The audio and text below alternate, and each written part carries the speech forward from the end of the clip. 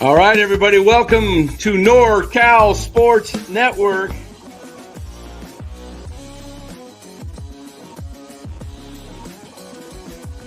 And this is the same hat that Brock Purdy's dad wears. Chat loves it when Marty Lurie comes on. Anytime you lose a game this time of year, when you can't go backwards, it's a problem.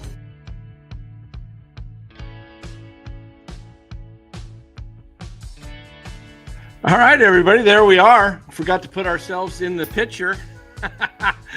Welcome on into NorCal Sports Network, everybody. The Giants play a really good ball game tonight and finish off the Pittsburgh Pirates rather convincingly by a final score of 8-1 as Logan Webb goes 6 innings. Didn't look like he'd get there at the beginning of this game, but he was able to go 6 strong, give up 1 run. Giants Fat showed up with 3 homers tonight. We'll get to all of it and give you our takes on it, our players of the game.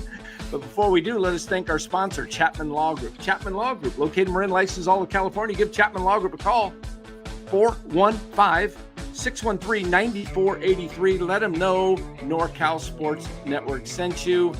A big win tonight, Lou. They get it done. This is what I kind of had a feeling, they lose the first game to the Mets. They come back, win the next 2. They lose the first game to Pittsburgh. They look like they're going to maybe finish off the Pirates. And tomorrow we actually have a early game, 9:35 in the morning, everybody. It's early rise and shine. Giants will take on the Pirates for the final time this year. They trail the series 4-2.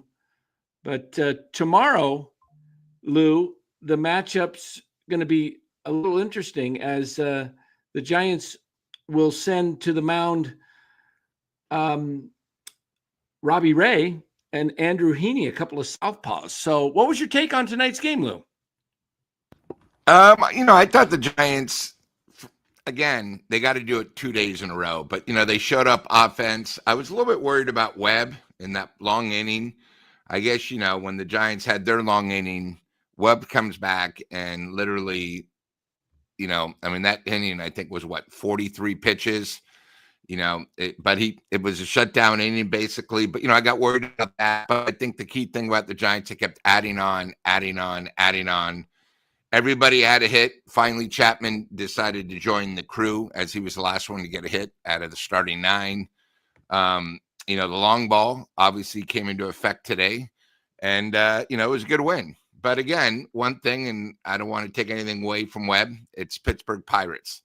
I know Pittsburgh's been dominating us, but I've never seen in 24 hours people are saying, oh, my God, the Giants are back. We beat Pittsburgh. Guys, it's Pittsburgh. Okay, I know they're a good team, but you guys are making like they just shut out the Dodgers. Okay.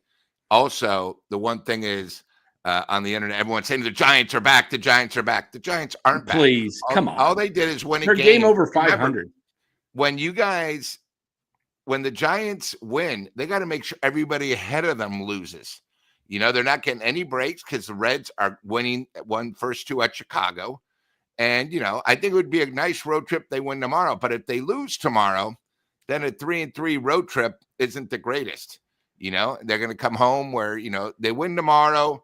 You got a chance with your day off. You come back, you can beat Washington. Washington, is really looking forward to 2026. You got to take advantage of the schedule that's thrown in front of you.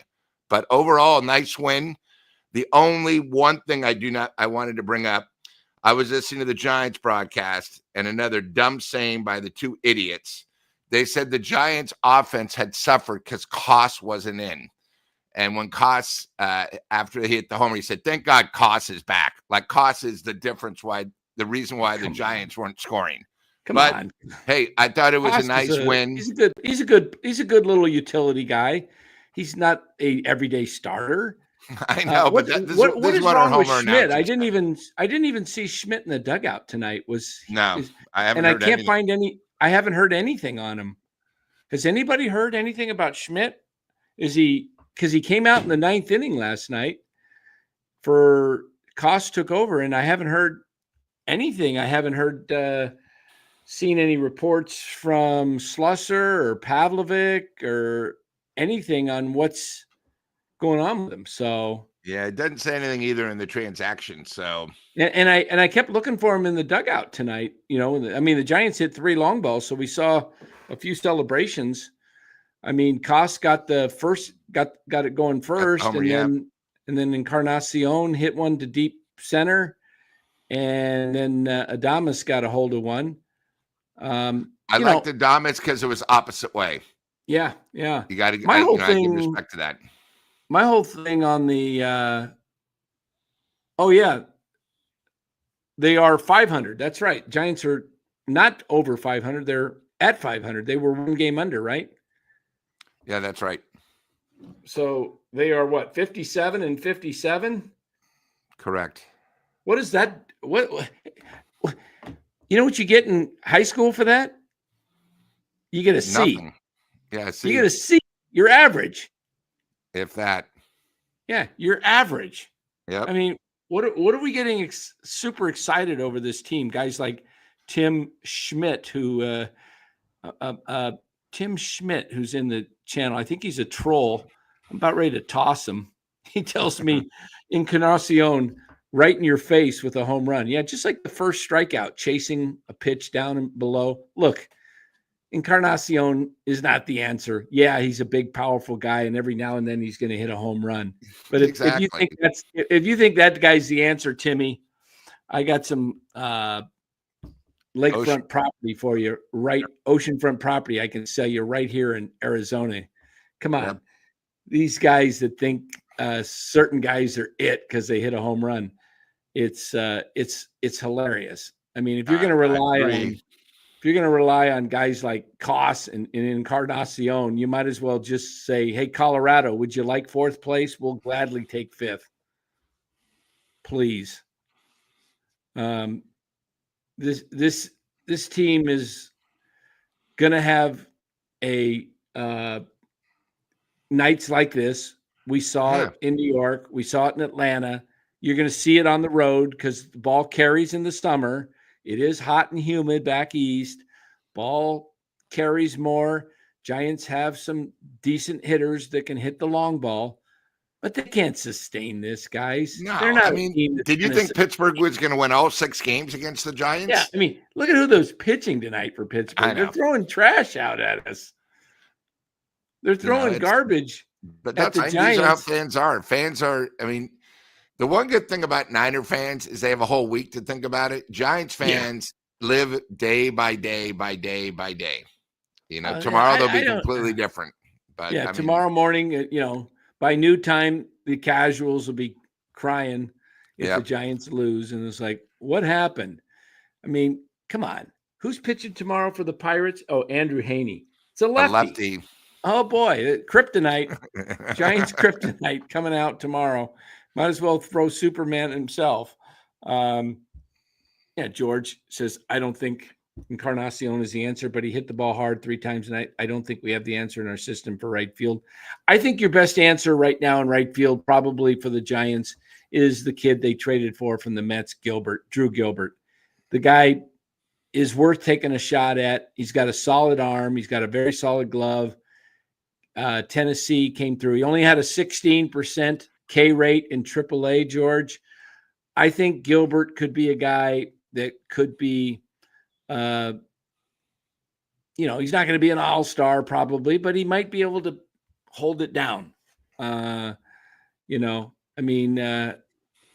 Encarnacion, look, he's going to get a hold of one and he's going to hit it far. He's going to hit it high. It's going to hit it far. It's going to hit it deep. He's like Serrano from Major League.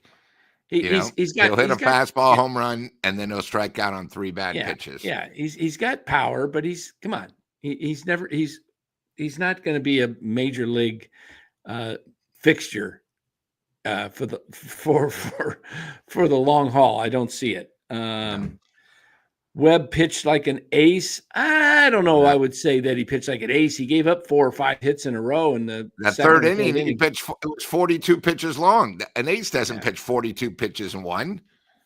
Pittsburgh was one big hit away of knocking him out. That's Hey, not an ace. Cole Tucker, I hate to disappoint you about, which is why we need Tucker. He says, we need Tucker. You're not getting Tucker. Okay. No. You're not getting Tucker. You think, give me 10 good reasons, or give me one good reason why Tucker would, you could say, well, if he gets 100 million more, but the Giants aren't going to do that. They're cheap. We know the Giants aren't going to do that. They're not going to give Tucker a long-term contract, with Devers a long-term contract, with Adames and Chapman long-term contracts, and Lee possibly. You are setting yourself up for death. Basically, death if this team falls apart, where you will not be good for 10 years. Yeah. I mean, as it is, I don't think the Giants are going to, 19 games over 500. They got to win? They've got to only win 33. They only need to go 33 and 15. 33 and 15. 18 over. Okay. Last night, 19 over. I said they won't be over 19 games over 500 for the next 5 years in any given season. I'm going to change my tune and tell you 18 games. They will not go 18 games over 500 at any point in the next 5 years. I don't see it. I'm not here to just, be Mr. Negative. I'm just here to give you a reality. I don't see how Matt Chapman gets better next year. And what is the deal with Matt Chapman? He finally got a hit tonight, but last one to get a hit. Yeah, last one to get a hit. He went 1 for 5 tonight, correct? Correct. Okay. I understand you want to play Christian Koss. That move paid off. But you're giving Casey Schmidt a night off. Why not give Chapman a night off? The guy's not hitting.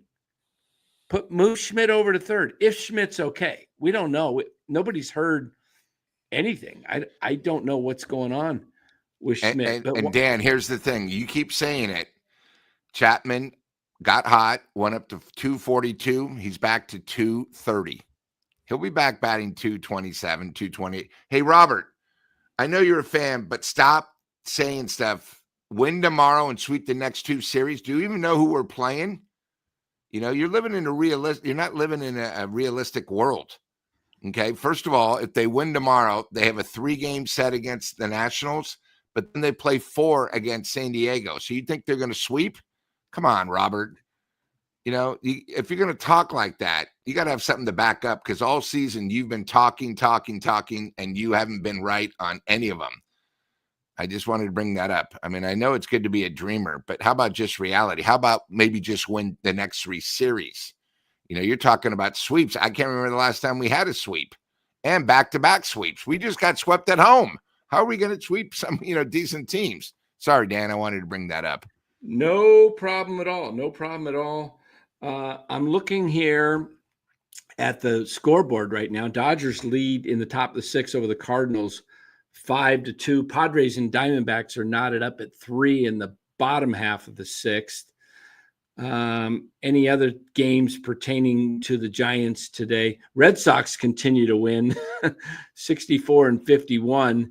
They're pushing. They're closing in on Toronto for the lead. 3, fact, but Toronto's at Colorado. I need Toronto's to change my hats behind us. The Yankees lost again tonight, 2-0. How many games is that for the Yankees? At least 5. Let's take a look. The Yankees have lost 5. Yep, they got swept by the Marlins, and they've now lost 2 in a row. And Dan, there's rumblings that if they lose tomorrow, he might not be coming back with the team. I was listening to Sirius Aaron Radio. Boone, because I don't know if you see, it's not really him that talks. He's sort of the guinea pig. It's the general manager. But the moves since the All-Star break have been a disaster. And if you go to the Yankees, I'm going to tell you, you got to remember, literally 6 weeks ago, they led the division by 6.5 games. They're not even almost in the playoffs. Once you look up the wild card, you'll see how bad they're doing. But it's a disaster. Well, they're 6.5 out in the East. Yeah, I mean, you've never seen. They are hanging on to a wild card by a half game over Texas. Texas beats them tomorrow. Texas takes over. Yankees fall out. Guardians are only 1.5 back. In fact, why don't we just go ahead? Yeah, they're 4-11 in their last 15. That's not good. And the schedule gets tougher. Let me see what the wild card looks like here, guys. And the Giants aren't getting any breaks because San Diego's way ahead of them. But the Reds, you go into Chicago, you're assuming if you're a Giants fan, Chicago should maybe take 2 out of 3. But the Reds are playing good ball, like we told everyone they would. Correct.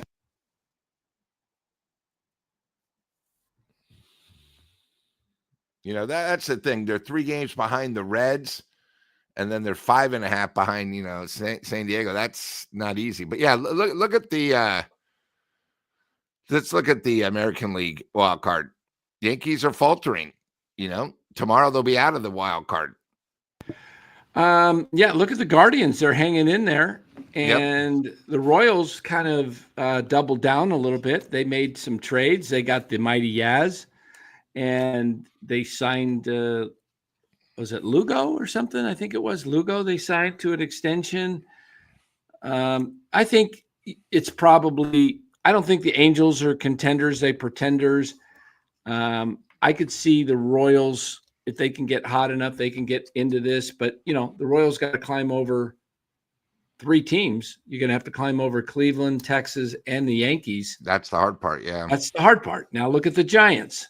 The Giants, by the way, the Cubs or the Brewers are hot. They're 4-game lead on the Cubs in the National League Central. You look at the Mets and the Padres. See, the Padres have to win 28 games, and they basically have to go 28-11. Wait a minute. Is that right? 28-19. 82. Yeah.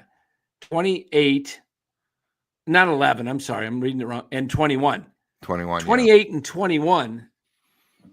And the Giants have to go to win 90, 33-15. See, and that's the thing, Dan. If you look at the teams ahead of us, the Giants still got to play the Cubs for 3. Going to be tough games. They got to play San Diego for 7. Correct. They still got to play the Cardinals. So it's not like it's easy. Everyone keeps thinking, oh, we have an easy schedule. We don't. It's going to be tough. I think it's going to be tough just to be within 500. We still got to play the Dodgers. Everyone thinks the Dodgers aren't playing well. Yeah, but, the Dodgers are sort of like the Giants where they're a tease. When they have to win, they'll win. But they're getting their starters back. Imagine when the Giants play the Dodgers and you have to go against Snell, and their other starter who's back. Hey, the Giants have been pretty fortunate. Yeah. I know we started a little late tonight at 8:30 instead of 8 o'clock. That was because I had to run out and drop something off important to get. So it kind of got us off a little later than usual, but we'll be back tomorrow night on Wednesday at 8 o'clock. But yeah, this is what you're looking at here, guys. That's your standings right there. You've got the Cincinnati Reds 6 games over 500. They're actually pulled 3 ahead of the Giants. The loss column. Right. In the loss, and that's what's most important. And if you look at the Reds, they've won 2 in a row, but their run differential, look at that, plus 47 to the Giants, plus 14. Then you got the Cardinals in there at minus 12. But I don't see anybody catching the Cubs, the Mets, or the Padres. I really don't. If anybody can somehow pull it off, it's Tito, the manager of the Reds. You're not going to have He's a winner. Bob Melvin. Bear down.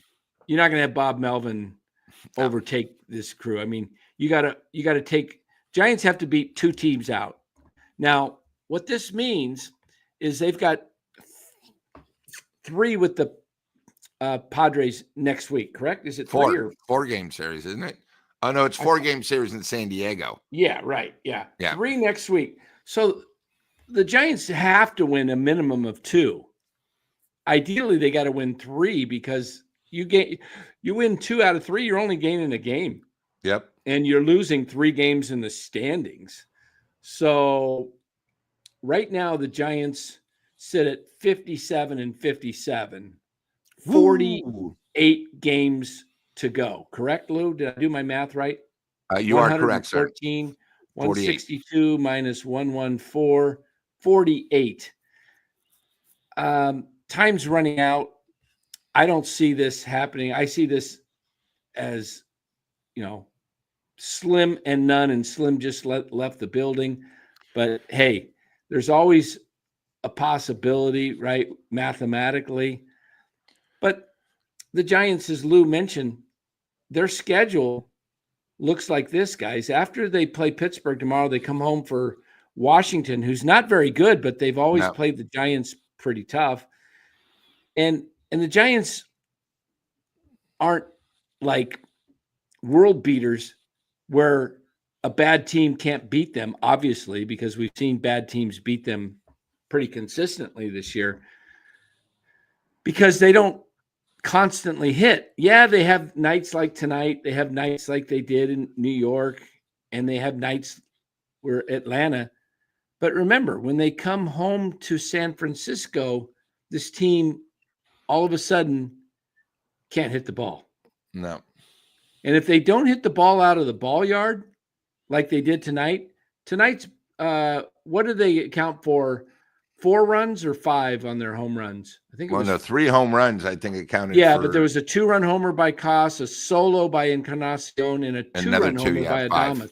So 5 of their 8 runs were by the long ball. They don't hit the long ball at Oracle. No, especially night games. They're going to have a Friday night game, and then they have 2 games against San Diego at night. And then, I'm just going to go this. Washington, I'll say they could sweep, take 2 out of 3, but San Diego is going to be tough. Tampa Bay is a decent team. They're going to be tough. They have good pitching. Then we go 4 down to San Diego. I mean, it's such a big game. It's such a big game that on August 21st, Dan's actually going to the game down in San Diego. That's how big of a giant Padre game it is. Then they go to Milwaukee. So San Diego, Milwaukee is going to be tough. Then you come home and you think, okay, you got a breather. Then you got the Cubs. Then you say, oh, my God, we survived the Cubs. Then you got Baltimore, where, Baltimore is playing decent. They're only 12 back. At one time, they were, I think, 30 games below. They're hitting. Then, as we all know, it's always a nightmare at Colorado. Then we have to go to St. Louis. That's where it gets tough. You go to Colorado, say your pitchers, depending on how the way the pitchers work, maybe we get these guys that don't go good. Our bullpen's done. Then, we go to St. Louis, and then we come home, Arizona and the Dodgers before you go to Arizona and LA on the road. That is a tough schedule, guys. I don't know why we keep thinking, oh, we can just show up, and we can't. This is a very tough schedule. Every team except Colorado and Baltimore are over 500. We're not even 500. We're tied at 500. So we're playing teams that are better than us. It's very tough. So, it could easily turn ugly quick. Let me just leave it at that. Because Webb can't pitch every day. It's not like Webb's pitching every day. And Ray, we're going to have 3 tough starts. Yeah. Aaron says all 162 is a tough stretch. Playing 162 is difficult. And you see it as teams, you start seeing it across the big leagues. Guys start faltering at the plate. It's difficult. It becomes very difficult. So I don't think the Giants Hiroku is exactly right. No leadoff hitter, no cleanup hitter, and no closer, and no 5-man rotation. Good luck. Thank you, Hiroku. Comment of the night so far. Come on, guys. We're going to start giving comment of the night. So far, that one tops it. That is your comment of the night. That is giving it to you reality. Robert, read this comment, Robert. no leadoff hitter, no cleanup hitter, and no closer, and no 5-man rotation. That spells what is that old commercial? Pop, pop, pop, fizz, fizz. Oh, what a relief it is. Yeah. Alka-Seltzer. Alka-Seltzer. The Giants don't have any Alka-Seltzer. My goodness. This is a rough go, guys. A very rough stretch. Yeah, George, I think he might become a top 100 prospect. The kid is doing well down there in San Jose. And, we've got other kids that are not even in A-ball that are top 100. I think Leo DeVries is ranked third in all of Major League Baseball. I think he's he's either an A-ball or high A, not sure. Anyway, Dakota Jordan, low A. He may get the call up soon to Eugene. Will Chapman get another 38 RBIs to reach 80? No, I say no. 38 RBIs in 48 games. I don't see it. Is that a trick question? No, I think it's a genuine question. No, you know what I mean. It's like, dude, come on. I know. Look at Chapman back of his baseball cards. No, he's not getting 80. Yeah, Chapman is, to me, let me just take a look at the I got to take a look at the box score tonight and see what it looks like.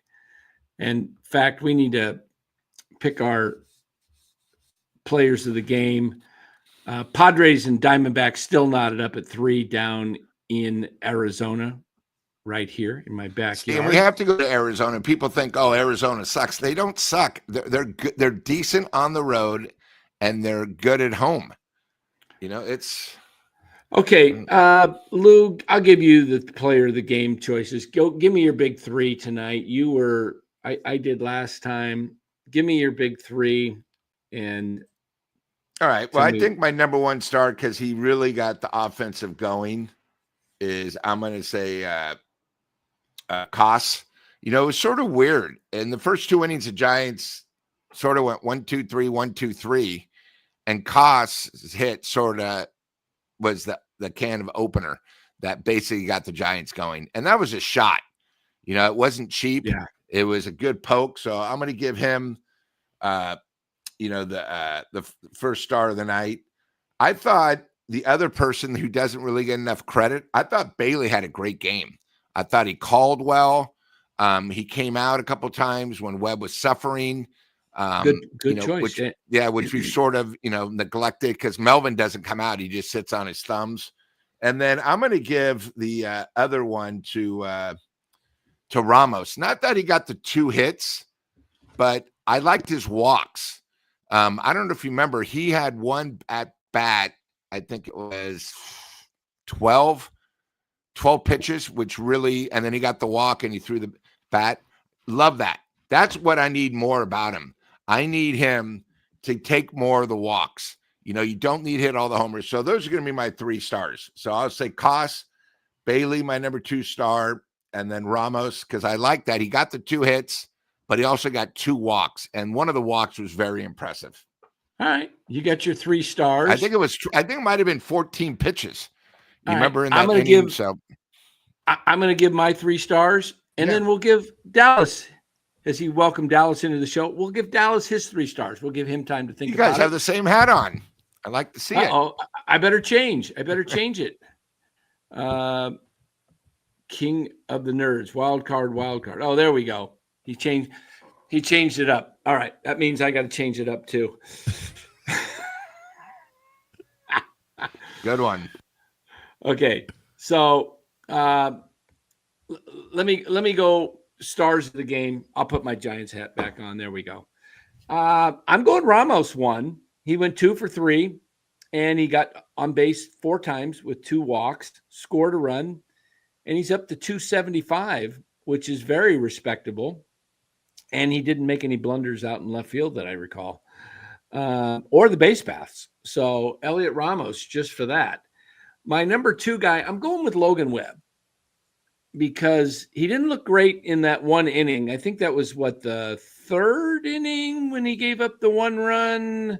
Yeah, third inning. The shutdown inning, yeah. Yeah, he was in trouble of being knocked out there. I mean, that's what I was Pirates saying. One come hit up with away. another big hit or two. Webb could have, the Giants took a two-run lead in the top half of the third on Cossa's home run. Webb almost promptly coughed it back up. But the fact that he was able to get out of that inning and then still throw, he went 6 innings to throw 110 pitches. I think Melvin had him on his fantasy team because he wanted to get that 6 innings so he can get a quality start out of him, because I don't know why he let him go 110 pitches. I would have said, you know what? This is late in the season. You've reached 100. You know what? You're up 6-1. We're up big. Let's just take him out. No sense you already for him got to the pitch decision. extra innings. That extra 10 pitches could come back to bite him in the next start, which is going to be against San Diego. Okay. I would want a fresher Logan Webb personally. I don't think he needed to go 110 pitches, but you know what? We're going to give credit to Webb for getting it and gutting it out. So Logan Webb is my number 2 star, and my number 3 star on the night is none other than, he struggled all year. Willie Adames. He goes 2 for 5 and gets another home run. Only struck out once in 5 trips. That's 20%. That's a plus. I could go around, and as you mentioned, there's a couple of other guys. And but yeah, that's where I'm hanging my hats on, those 3 guys. Dallas, what say you? Well, number 1, I got to agree with you on Webb. 6 innings, 7 hits, 1 earned run. You say he's not an ace, but he's an ace. Even if he doesn't have his best stuff, he's giving you a gutsy performance every time. Every year he goes through a stretch where he lays a couple of eggs, but he's there. 1,000. He reached 1,000 innings in his career, and I think that he's fun to watch. When the Giants need a win, usually he can come through and give them one. So I'll give Webb a star. I'll go with Encarnacion. Last night I said I didn't want him here. He's just blocking up the outfield for Matos or some other young guy that we could get a look at. But he clobbered that ball. He really just shellacked it. So good for him. And I'll go with Matt Gage for my last star. 2 innings. I thought about picking him. Just 1 walk, couple of Ks, no run. He's not given up a run as a Giant yet. And he did a good job there. The bullpen has been shaky lately, and it's even shakier when they got rid of 2 of their best guys. So we need guys to step up, and Gage stepped up. So I think you got to give a star to Matt Gage's wife too. She married Matt and took on his last name, and so she's now Paige Gage. So let's give it up for Paige Gage. Paige Gage. There we go. And I got a funny comment here. Pete says he will give $1,000 to any NorCal sports hater who can prove their IQ is above 100. I love it. Yes, that is probably true. They're probably not over 100 for sure. And Rob, as always, donating $2. The bats are learning to put the ball in play or buy. Well, that's what it should be. Tonight they faced a righty and they didn't stick McRae in there. Nice to see. Nice to see that you didn't play this platoon game.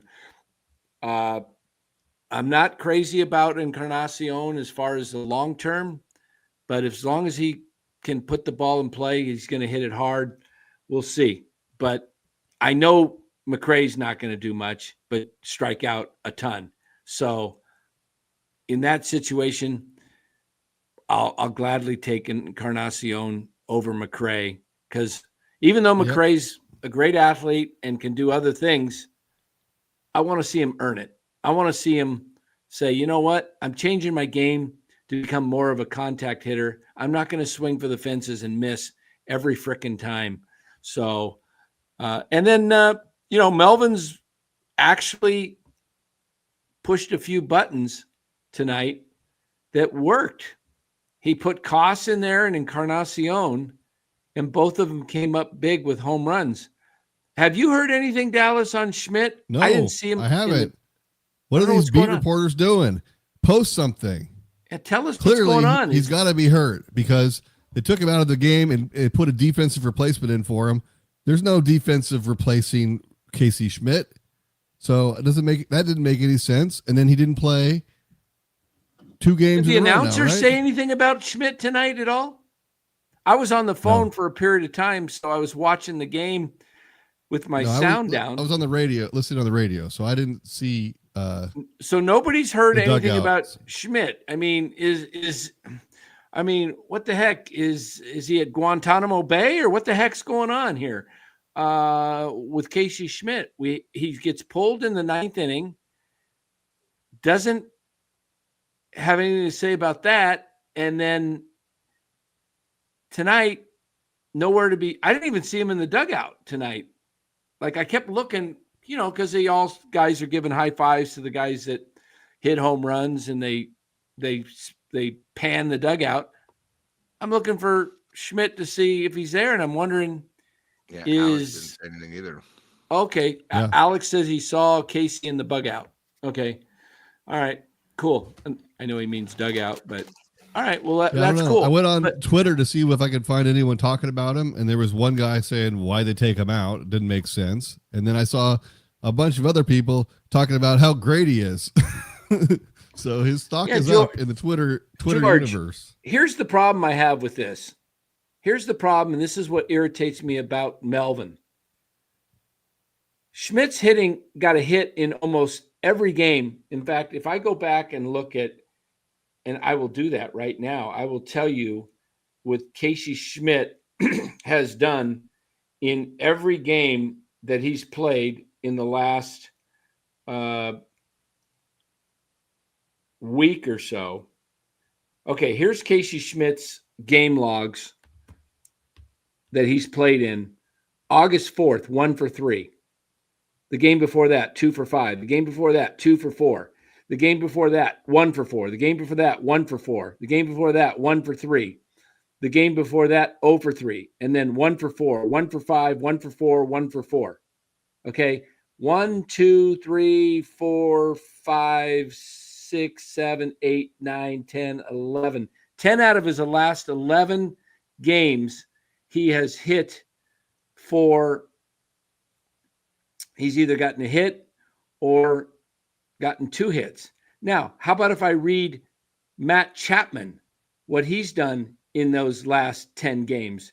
Here's Matt Chapman's last 10, counting today.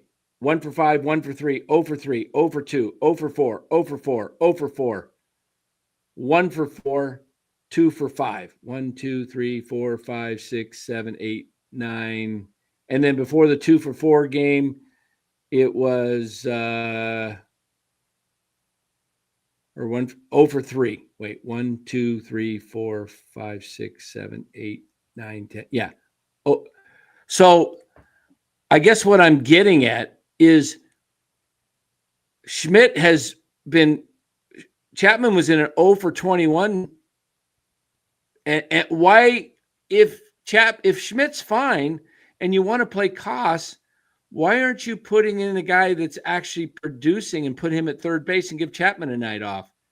Why do you got to give a guy that's actually hitting the ball? It just doesn't make sense. I get it. He's the veteran, but if he's not producing, every team gives guys a day off. This is why the Dodgers will be fine and well rested. If you watch their lineup, they give Teoscar a day off. They give Freddie Freeman a day off. They'll give Betts a day off. They give their guys a day off every 2 weeks. I have a couple of them on my fantasy team, and they're not in the lineup. So why do the Giants not give Chapman a day off, especially when he's not even hitting?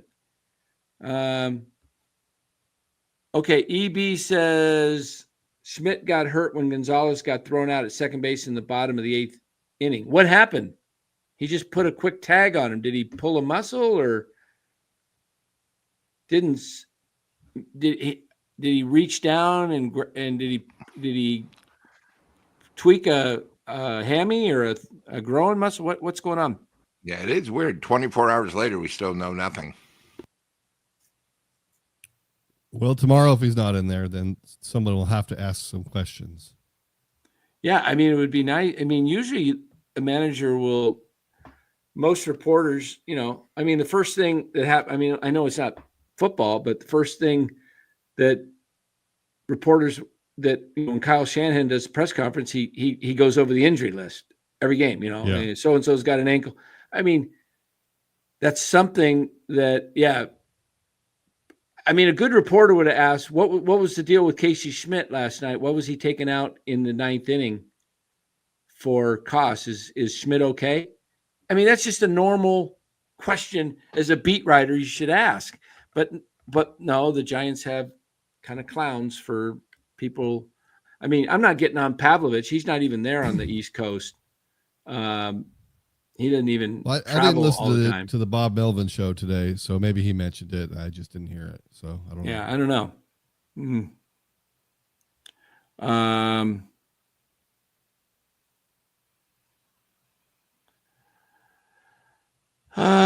Let's see what else we got here. Dodgers giving their pitchers 3 months off. Yeah, they're in no hurry. They're in no hurry.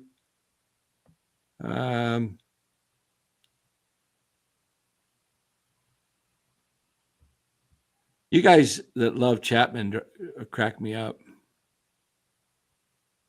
Dan, are you familiar with Timothy B. Schmidt? Not the guy from the Eagles, but in the chat. He's been pretty tough on Schmitty. He seems new to me. I don't even just ignore him. He's a troll.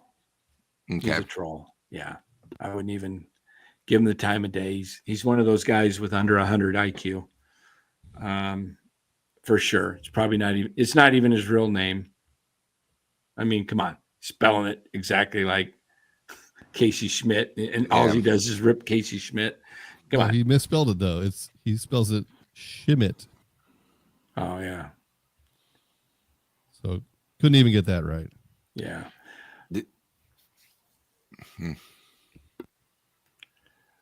EB says they were going to ask Susan Slusser today on KMBR, but she never showed up to the Greg Silver and Papa show. Interesting.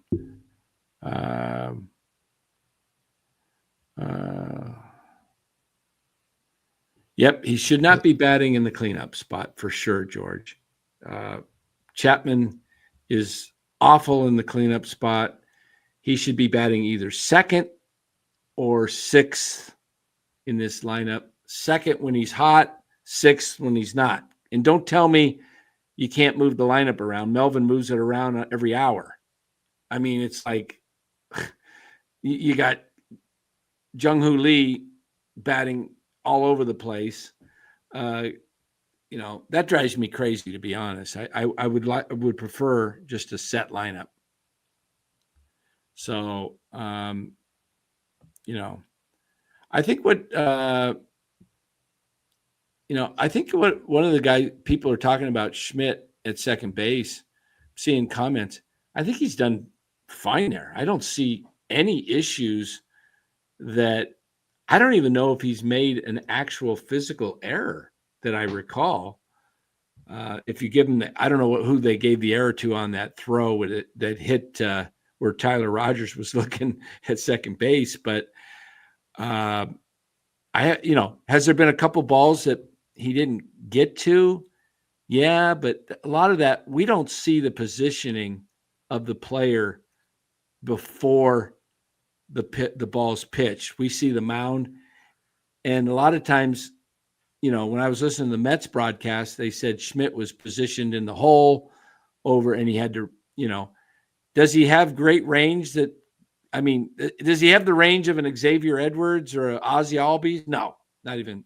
Come on. Let's not kid ourselves. No, but he's made some really good plays. Like Right, just the last exactly. game he played, he made that high backhander and which O'Neal moved Cruz. him in the other direction, and he was able to gather himself and just throw a bullet over the first base. Got point. him. Yep. And he's made Cruz, a lot of plays like that where his arm strength really serves him. Yeah, so balls he may not get to. I don't think his range is that big of a deal, to be honest with you, because if he gets his glove on it, he's usually pretty good. And like I say, we see him diving and just missing the ball, and we say, oh, his range is off, but we don't see where he was positioned. I mean, it's possible that he was so far out of position that there's nobody that could have got to it. We'll see. We'll see how that goes. But producer Ryan says Melvin is the biggest problem with this team. It's, I thought after the win tonight, everyone's in such a good mood that they'd want to, extend him for a few more years. Are we talking Hall of Fame again about Matt Chapman? Is somebody in the talking Hall of Fame? Because I'm seeing this comment by Hiroku. He says Chapman will be in the Hall of Fame with one All-Star appearance, no Silver Slugger, no 100 plus RBIs, and no 300 season. Yeah. He has not.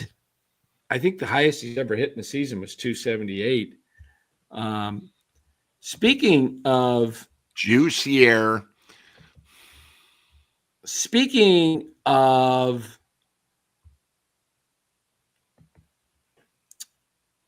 batting averages, and I want to play something from our friend Will Clark.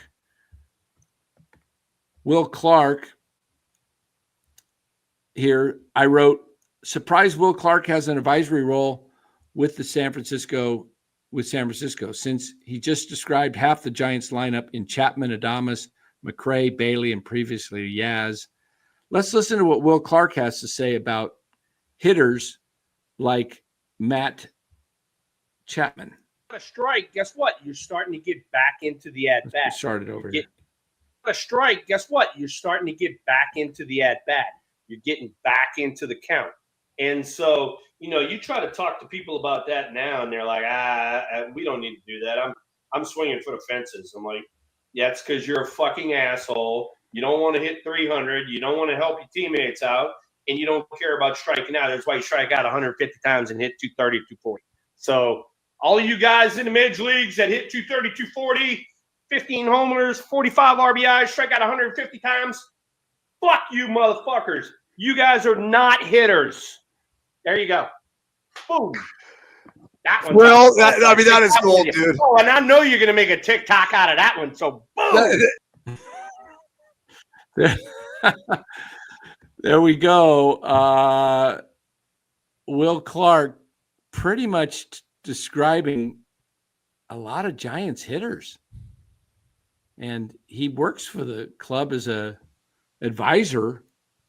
I mean, did he not just describe, maybe not the 15-45. Chapman's more 25-75, but he is a 230 to 240 hitter that strikes out over 150 times a year. So he's talking about a guy like Chapman, Yaz, probably a guy like Bailey, McRae.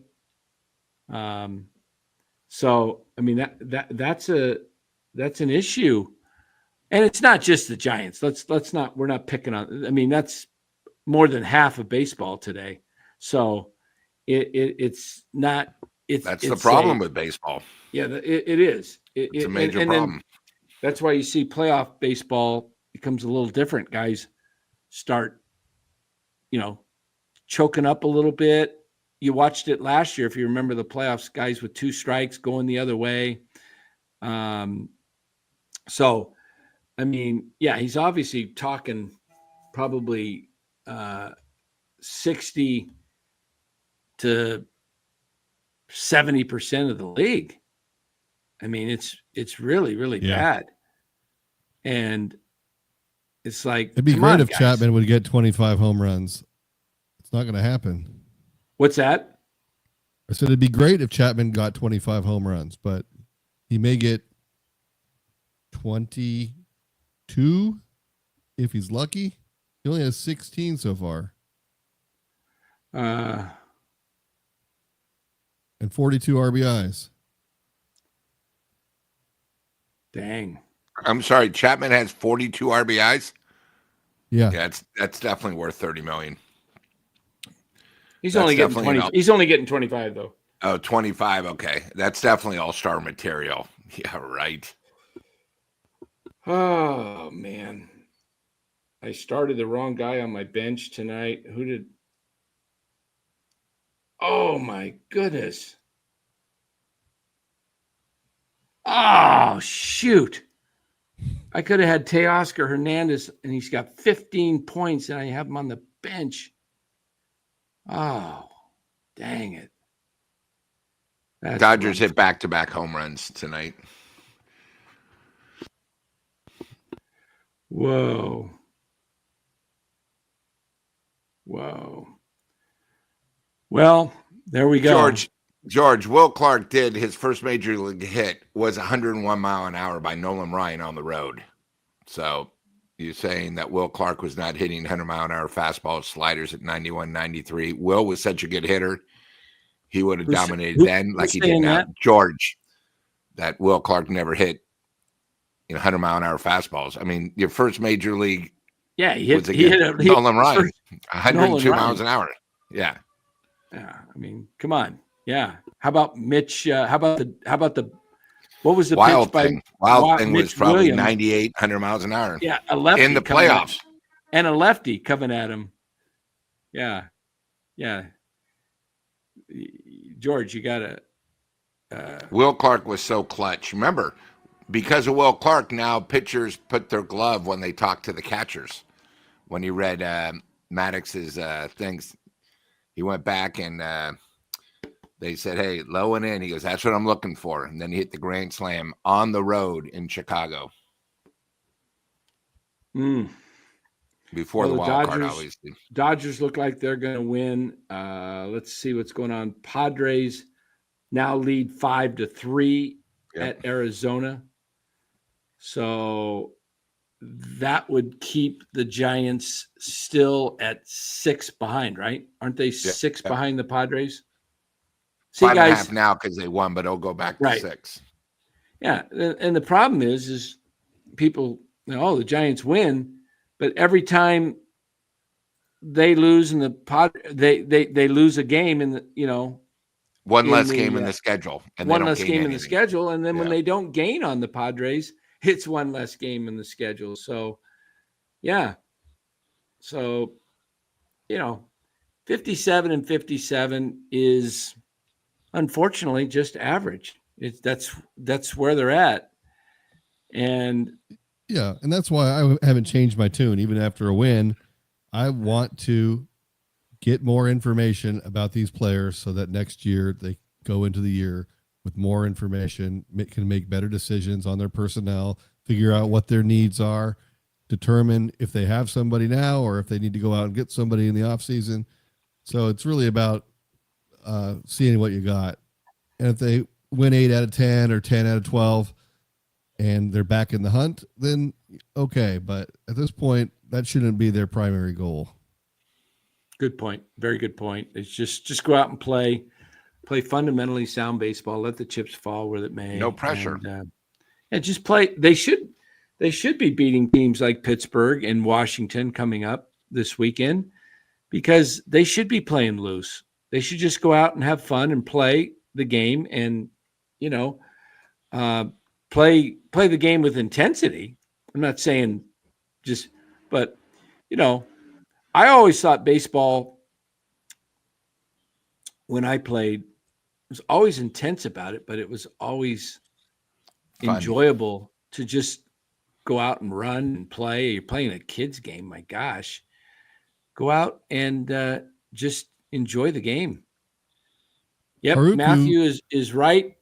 That's what we say here on NorCal Sports Network. The worst place to be is in the middle. We've done actual thumbnails on this. Pick a lane, get out of the middle lane, either move over to the slow lane and rebuild, or go into the fast lane and say, you know what, we're going to spend with the big boys. We're going to spend with the New Yorkers and the LA team. And we have the money, and we're willing to go out and spend it wisely. I'm not saying go spend it foolishly. I think they've made some foolish moves. I think Jung-Hoo Lee was a big overpay. I think Chapman was an overpay. Adames I'm okay with because it's hard to find a shortstop, and you didn't really pay him tremendous amount for the AAV. So I can live with that one. Devers I can live with. That's a low AAV for a player of his caliber. Now, any of these moves have the potential to backfire. Okay. But that's sports. It's risk reward, and you got to go out and you got to grab it. I'm not going to come back and rip on the chap or the Adames move when at the time it was like, look, Giants, we've always said, stop beating around, go get your guy and get him instead of waiting for the market, waiting. And then the market sets itself, it goes up higher like the shortstop market did a few years ago when Bogart signed and Trey Turner. They were getting like 10-year deals and outrageous. And Giants sat back and got nothing, right? They went and signed Correa right after that, 13 years, and that was a mistake, obviously. So they got out of that deal. But they didn't, 7 years for a 29-year-old, you're probably paying 2 years too long, but that's just free agency. That's just the way it works. You get your production in the first 70% of the contract, and you eat the back end of it. That's just the way it's going to be. They're going to do the same thing with Chapman. They're going to get hopefully the production, but the last 2 to 3 years, you're just going to have to eat it and say, well, that's the way it goes. You think all those other contracts that are signed, like Soto and Bogarts and Trey Turner, and I can name a ton of other deals. You think those deals are going to, like, the end of the contract, those teams are going to be like, oh, shoot, it's running out. We got to re-up it. Those guys are going to be eating that money. Hey, Dan, I heard some today, and I think it's pretty good that all three are on, and I can do it. If you look at the wild card standings, who's the pressure on? The Giants were 80, 82. That's what the experts predicted.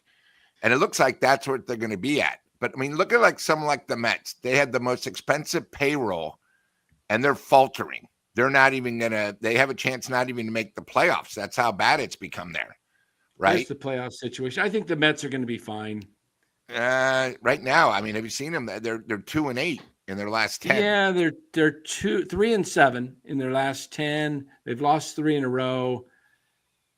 The New York media and they just came off a 6-game homestand. They're at home and they're losing. Yeah, I'm just saying, the pressure's on them.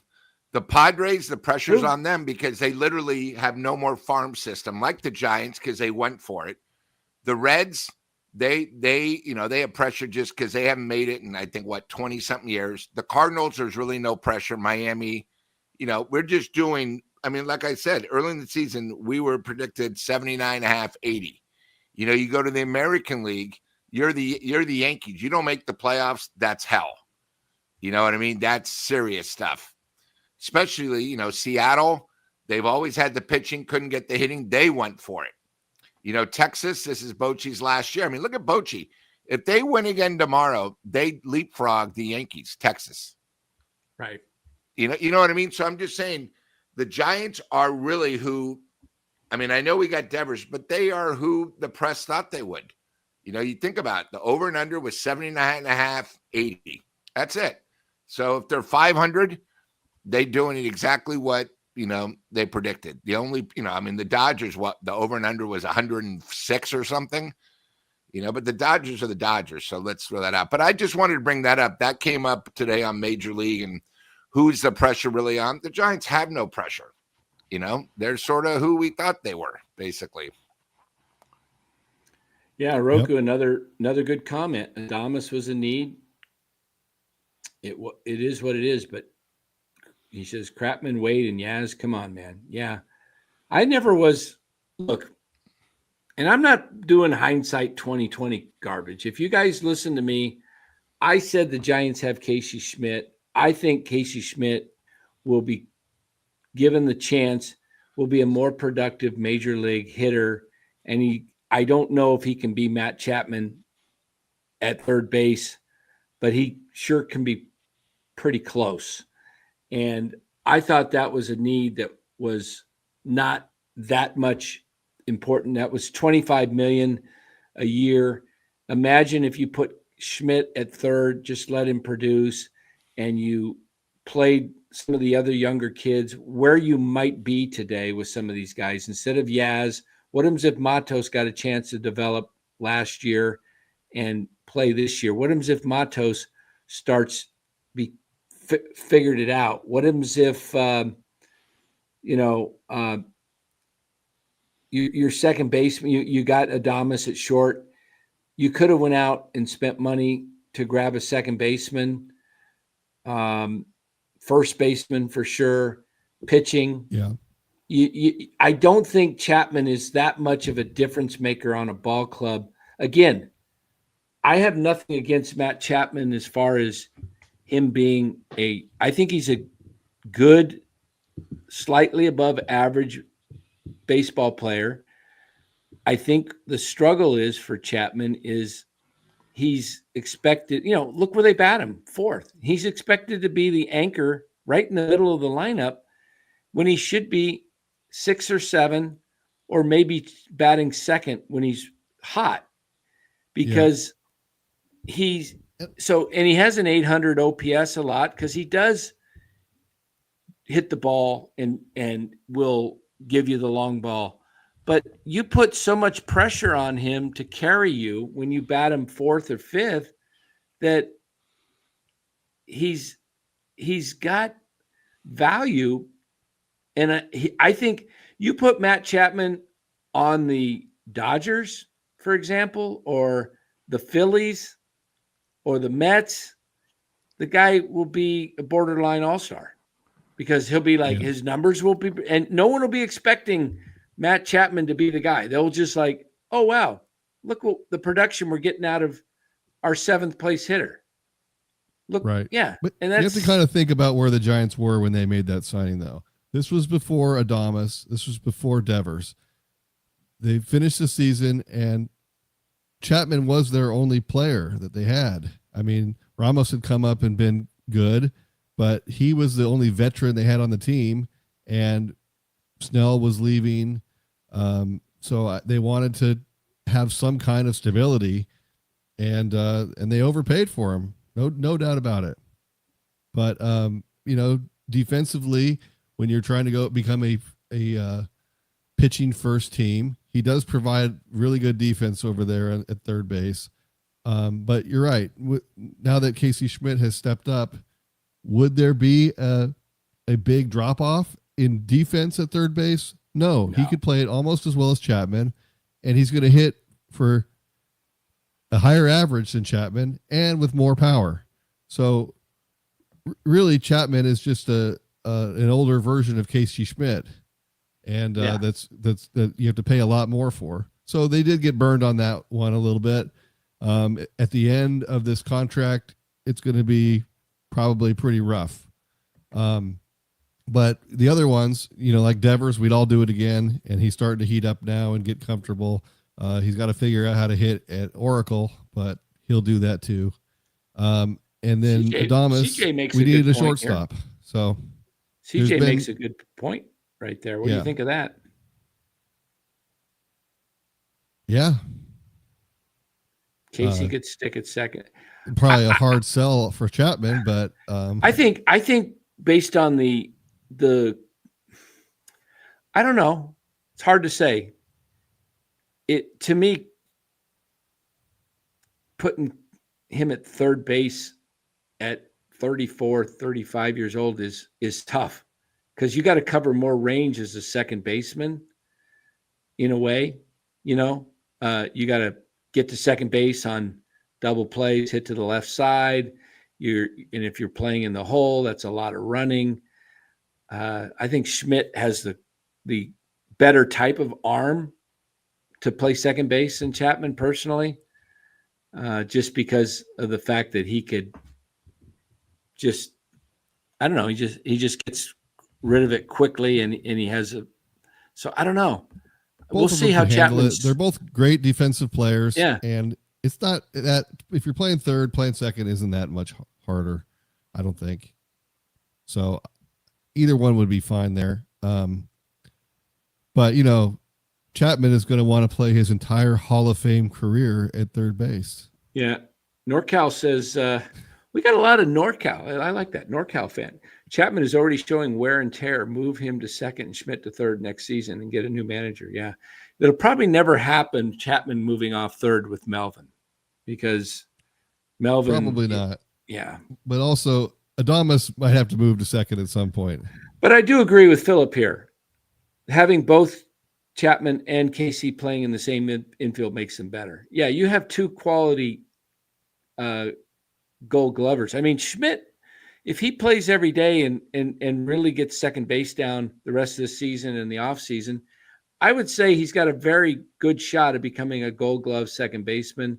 Yes. And maybe even winning the Silver Slugger award at second base, because your competition is probably Ketel Marte, but not a ton of guys with big pop at second base in baseball. So I think that would be something to see. I think we're seeing a lot of growth, and I think, you listen to the announcers, they're seeing it too. You listen to Hunter Pence and Fleming talk about the growth in Casey's at bat quality, and that he's not chasing as much as he used to. He's still going to chase. I mean, everybody's going to chase. I watched Freddie Freeman chase a pitch last night that was 2 feet outside for strike three. He just looked fooled. He just swung at it like didn't have a chance, but it happens. Schmidt being slow. He's probably not the fastest guy, he's not Ozzie Albies. He's not, as I mentioned, Xavier Edwards, who really can move, his quickness. But he's pretty sure-handed, and, he's pretty sure-handed. So we'll see. We'll see what the Giants do. Somebody asked earlier in the show, what do you think the Giants will do in the offseason?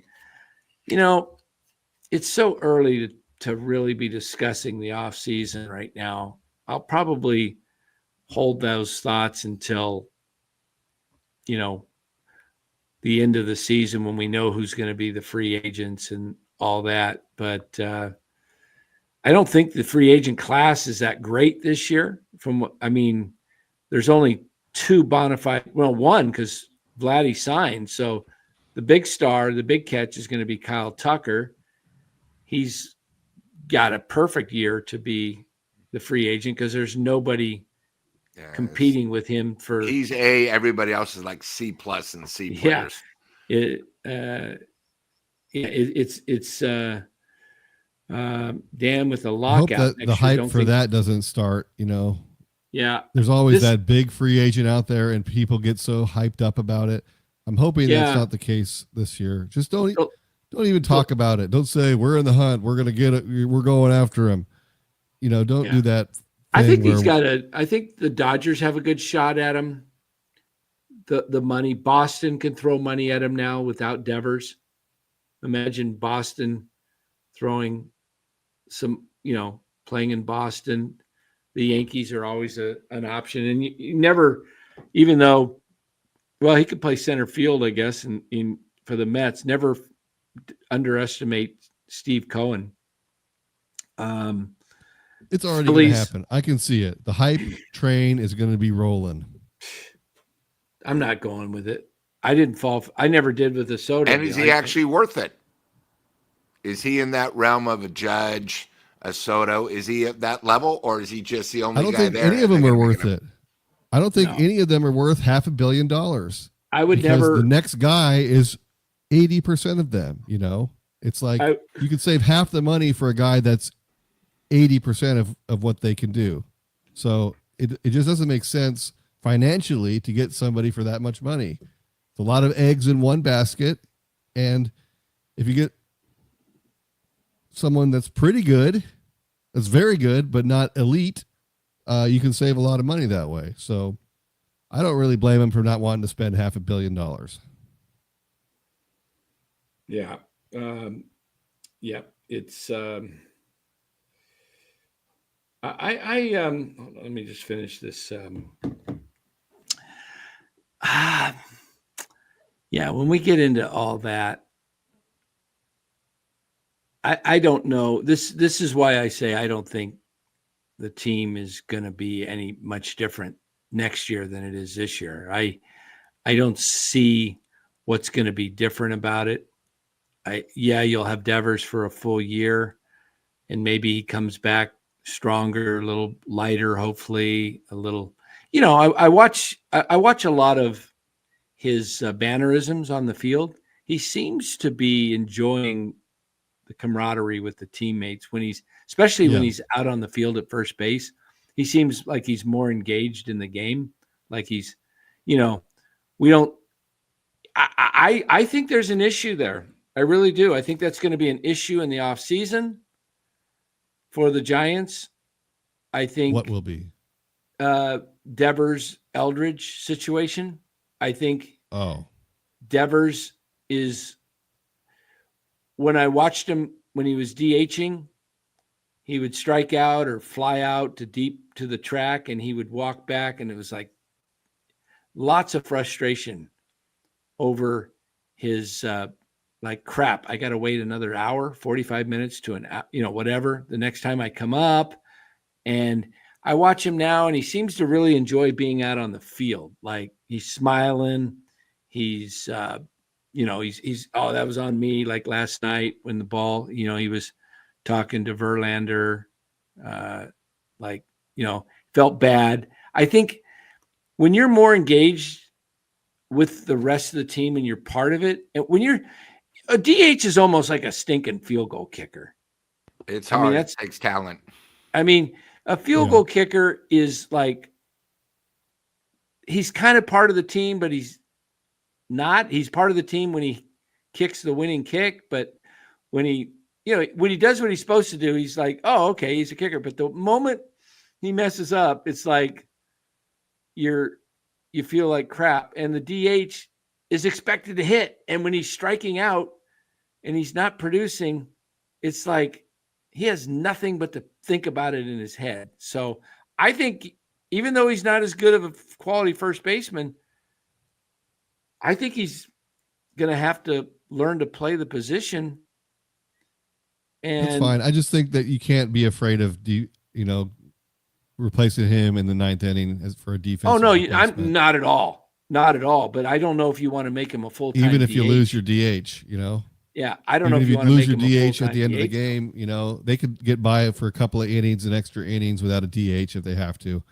Do you want to make him your full-time DH though? If he's like not really producing as much as he is used to producing? Depends on how what kind of defense he can play there. So it remains to be seen. But Eldridge, from what I can tell, maybe he's not developing as fast as they'd like at first base. And I agree with Instant. Eldridge came into, when he was going to sign with Major League Baseball, he saw himself as an outfielder. There's a video out there where he actually played center field at times. He says he saw himself as a corner outfielder in the majors. I would try to figure a way to get him and Devers both into the lineup, and maybe Ramos could learn to be a DH. or maybe you rotate the three guys. Maybe you take Ramos, Eldridge, and Devers, and you kind of move them around so that no one is stuck for more than 2 days in the same position, right? Like, okay, Yeah. Ramos I mean, gets it would keep people fresher too, and we know how much Melvin likes to shuffle things around, so maybe that would work. Yeah. So we'll see. Hey, Dan, Well, I just wanted to bring up one comment. Lou. Sorry. So, Finish Alex her up. Barato, this is why I'm worried about Eldridge. He hasn't played day one yet. Eldridge, Alex's comment is at 9:42. Eldridge is Harper to me. We will see. First of all, Harper's a future Hall of Famer.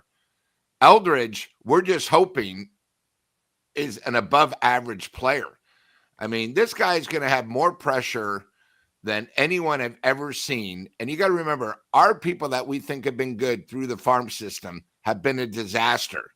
I'm hoping Eldridge is someone maybe a little bit better offensively than like Belt, who could be maybe 25 homers, maybe hit 280. That's what I'm hoping for. But you guys are making him like he's the second coming of Willie Mays and Willie McCovey. Okay. There's a reason why we put so much pressure on him, because we're desperate for someone like him. We're desperate for someone from the bottom. I mean, if you look at the Giants right now, Ramos is playing well, but if Eldridge comes and plays like Ramos, people are going to be sort of disappointed because we're putting him way on a pedestal. Let the guy take his lumps, improve, and let him be Eldridge.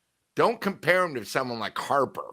Harper is way above. I mean, that's why he makes, 10-year, $300 million deal. Let Eldridge be Eldridge. I just wanted to bring that up, Dan, because, Eldridge can come up and have a great time.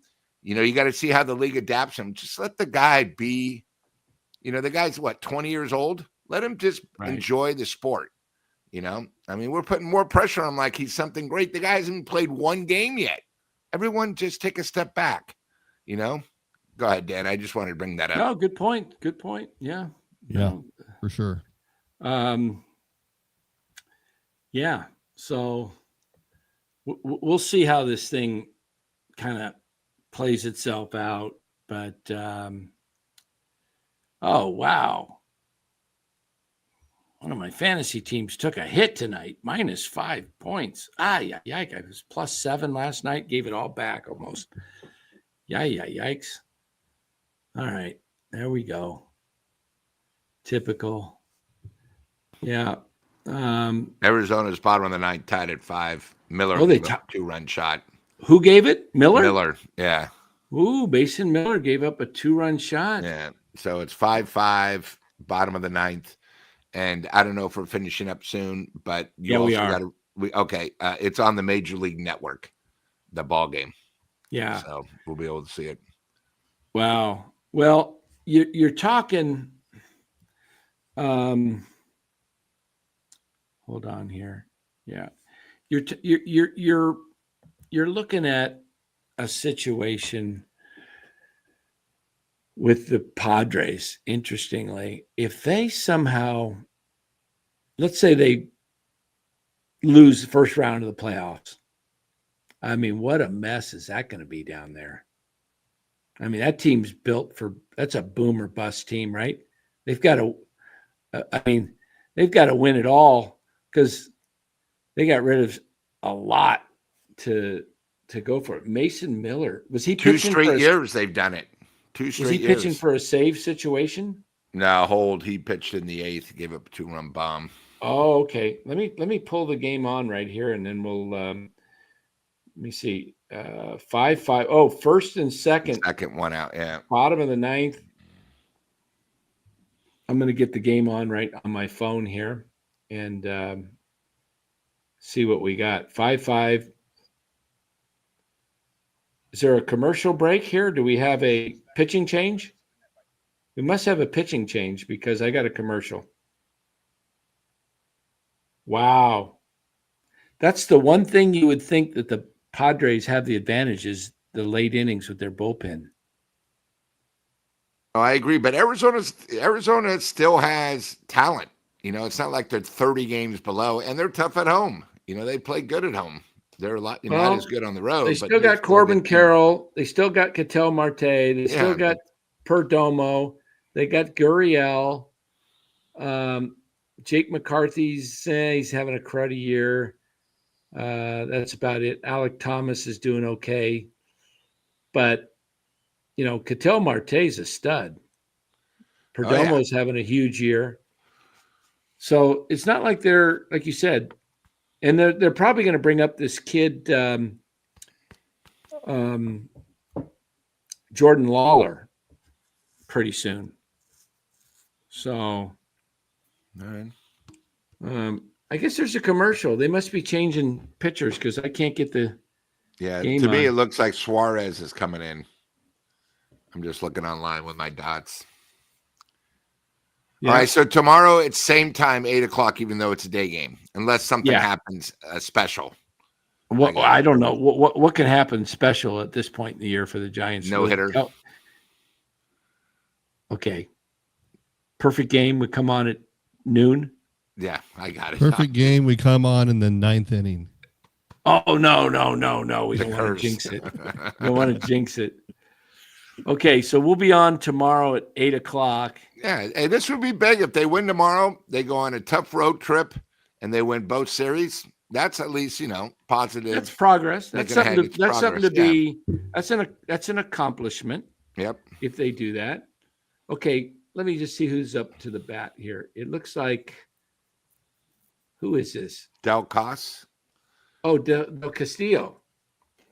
Okay, Robert Suarez on the mound.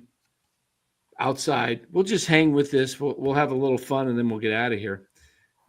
We won't run this to the end of the game. If it goes extras, we're going to sign off. Beautiful chicken. Even if Melvin gets fired, Chapman is with us for at least another 3 years, possibly 4. 2-0. Robert Suarez 2-0. Who did he replace? Who was pitching in the 9th? Let me look. I can look at the box score right here. He was Suarez, Peralta. Oh, Wandy Peralta. Okay. Yeah. 2-1. Swung and missed. Jeremiah Estrada did well. Adam did well. Morjon did well. See, that's where they get the guys. Morjon, Adam, Estrada. Miller's the one that coughed it up. Yeah, he's had a tough time, San Diego. I think this is his second appearance, and he. There's a fly ball to shallow right field. Tatis is camped under it, and that's 2 out. And he still fires it over to third. Like, what are you doing? Oh my gosh! He fired it over to third, and it almost got through. It missed the cutoff, man. It skipped. If the third baseman misses that, it goes into the dugout. You could lose the game, I think. No, right? It would be. It'd be two bases on. Tatis fired it. He was like 80 feet from second base. He's showing off for a girl. He's throwing his arm. Yeah, he's showing off. Watch my cannon. From some girl in surprise that he met last night. Okay, Corbin Carroll's up. Swung on a miss, 0-1. This is the guy you probably want at the plate. A guy that's a contact guy that can just put it. Who do we want to win this game? I guess we want the Diamondbacks. Yeah. What am I thinking? Yeah. Padres are 6 in front of the Giants. We could gain a game to make it 5. So here's the 0-1 pitch to Carroll. Fouled off 0-2. That was 99 right down the heart of the plate. The beautiful chicken. Any relation to the San Diego chicken? That was my favorite mascot growing up. Okay, 0-2 to Carroll. What I love about this pitch clock, man, you get the pitches right away. Suarez looks in, looks back a second. He winds. The 0-2 pitch, grounded foul. Carroll stays alive as he just got a piece of that. 0-2. Giants season riding on the line right now. Corbin Carroll and Robert Suarez hold the Giants in their hands. That's right. You heard it right here on NorCal Sports Network. Carroll gets a hit. The Giants are going to win it all this year. Here it is. The 0-2 pitch from Suarez outside, 101, way outside. 101. Sinker. 1-2. Carroll digs in.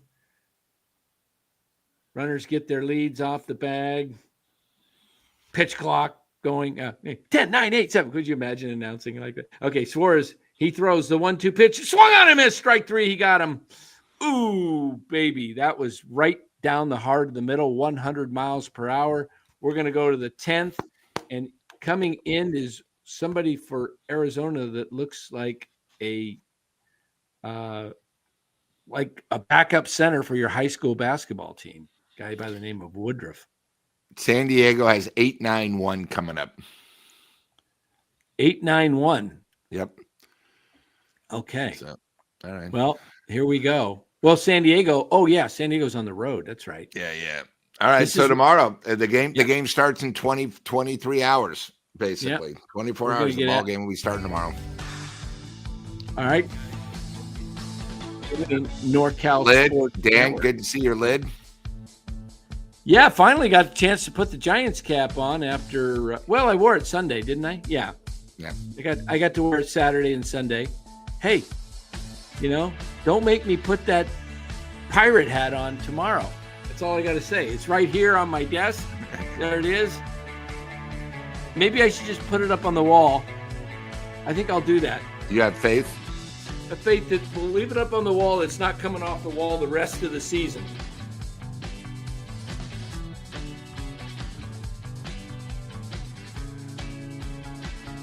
There we go. Pirates. See them? It's on the wall. Giants. Hope you're not wearing that hat tomorrow. Do your job.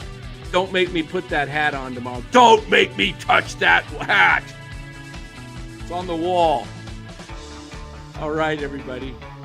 Thanks for being here. Aaron, good to see you as always. Go get the cookies. Bake that dough. 22 on Instagram. Go order some cookies. They're the best. Thanks for all your comments, everybody. 12 hours, Giants, Pirates. We'll be back tomorrow, 8 o'clock. Do the Giants go 4-2? Or are we talking 3-2? We'll find out tomorrow. See you guys.